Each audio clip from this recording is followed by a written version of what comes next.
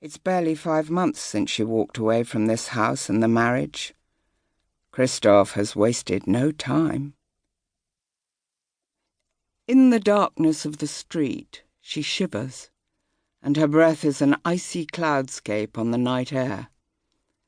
She tucks her chin into her scarf and gazes through the window at the radiant tableau. It could be a Vermeer, a luminous domestic interior. Her husband, her house, her life. Once. She turns away into the gloom, skirting the locked garden of shadowy evergreen shrubs and skeletal trees ringed by spear-tipped railings. She used to have a key to this private place, like all the residents in this street, and in early spring she would sit on the bench under the fleshy buds of magnolia. Now the garden is barred to her, like the house she lived in for 20 years. It took a lifetime to build and a second to wreck. Family life, that was the first to go. Then dignity, and with that reputation. Only her work remains. The boy caught her glance and held it. Freeze frame, then rewind. If she could, she would spool all the way back to the beginning, more than 3 decades ago, before the boy was even born, to her own 30s, and the start of the family life she has so resolutely destroyed. She flexes her gloved hands deep in the warmth of her pockets and walks on, hoping this stock-taking, all she has lost, all she has left, will calm her racing mind.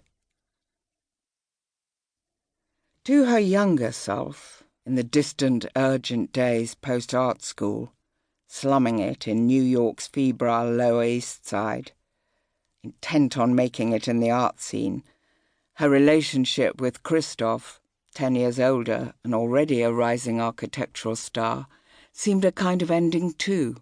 A happy ending to confusion, to insecurity and loneliness, and to the hectic distractions that had almost derailed her teens and early 20s. That she was also saying goodbye to freedom and spontaneity didn't trouble her. She'd had enough of that. Choice was another tyranny.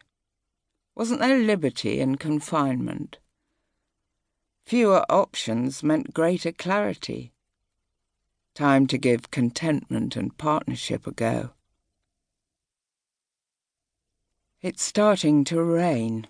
She rummages in her bag for her umbrella, an object she would never be seen with as a young woman. Too uncool. Let that hard rain fall.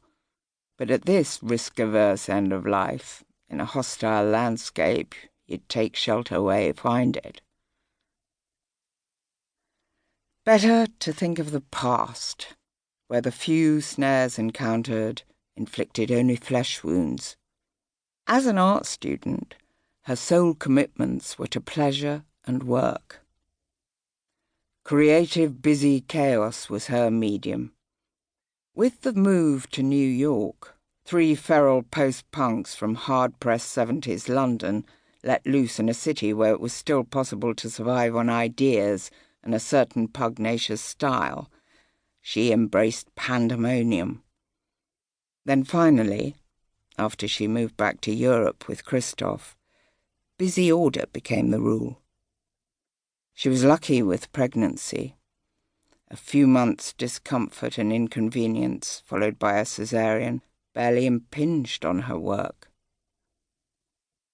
One critic, a Marxist feminist, later wrote that motherhood launched Eve, guiding her from a formal retread of still life on canvas, an obsessive mimesis that holds a mirror up to nature and shows rather than tells, through an oblique dialogue with botanical illustration and skillful flirtations with genre, to a dynamic, multimedia exploration of life, freezing time and privileging perception over analysis, being over doing. Eve bridled when she read the review.